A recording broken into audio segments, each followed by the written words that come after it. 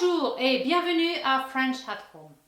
Aujourd'hui, nous allons discuter de la tradition des longs déjeuners en France. Les longs déjeuners viennent d'un mélange de facteurs culturels, historiques et sociaux. Aussi, à la fin de la vidéo, je vous donnerai quelques expressions idiomatiques avec certains ingrédients culinaires. C'est parti, on commence. En numéro 1, nous allons voir que la nourriture est sacrée en France.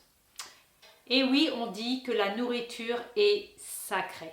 Les repas ne sont pas seulement un moment pour manger, mais c'est une vraie expérience sociale et culturelle. En effet, les Français aiment prendre leur temps pour apprécier leur repas. Les repas en France sont souvent composés de plusieurs plats. Vous pouvez trouver une entrée, un plat principal, du fromage et même un dessert.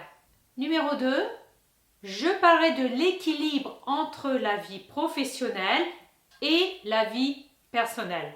La France accorde une grande importance à l'équilibre entre travail et vie privée. La pause déjeuner, souvent prise entre 12h et 14h, peut durer entre 1 heure et 2 heures. Et surtout dans les petites villes, cela va durer plus longtemps.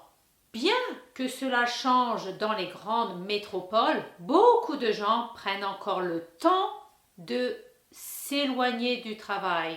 En résumé, la pause déjeuner est encore très importante en France. Numéro 3, l'influence historique. Autrefois, les lois du travail et les mouvements syndicaux ont contribué à ancrer cette idée de longue pause déjeuner. Dans des secteurs comme l'industrie, l'agriculture, les travailleurs avaient besoin d'une longue pause avant de reprendre des tâches physiques et très exigeantes. Numéro 4, un moment de connexion sociale. Le déjeuner est pour se retrouver entre famille, amis, collègues de travail. Les Français considèrent les repas comme un moment de partage et non comme une simple nécessité.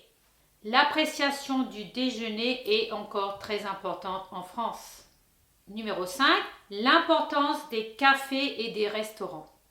Les restaurants jouent un rôle essentiel dans la vie quotidienne en France. Beaucoup de commerces ferment à midi pour permettre aux employés et aux patrons de profiter d'un vrai repas. Cela dit, les choses évoluent. Dans les grandes villes comme Paris, les emplois au rythme effréné raccourcissent parfois le temps de déjeuner. Et oui, dans les grandes villes, les gens ont de moins en moins de temps pour déjeuner.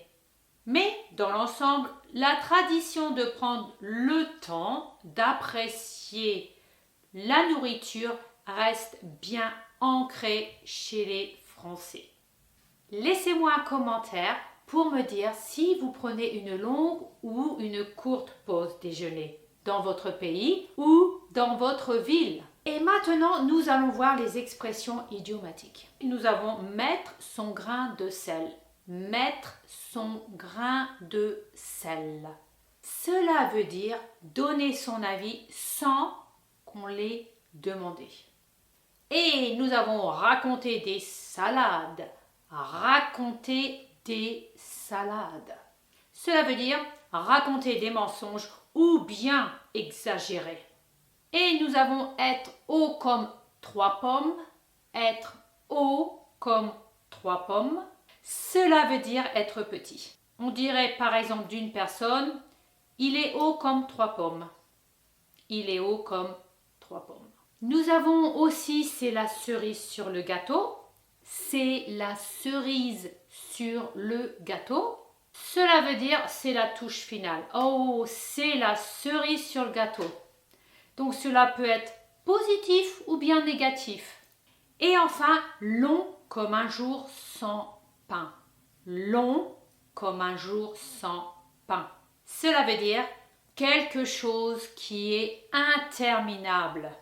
Cela semble interminable, c'est très long. Vous pouvez me laisser un commentaire si vous connaissez d'autres expressions avec des ingrédients culinaires. Surtout, n'oubliez pas de cliquer sur le pouce si vous avez aimé la vidéo. Merci, au revoir, à bientôt.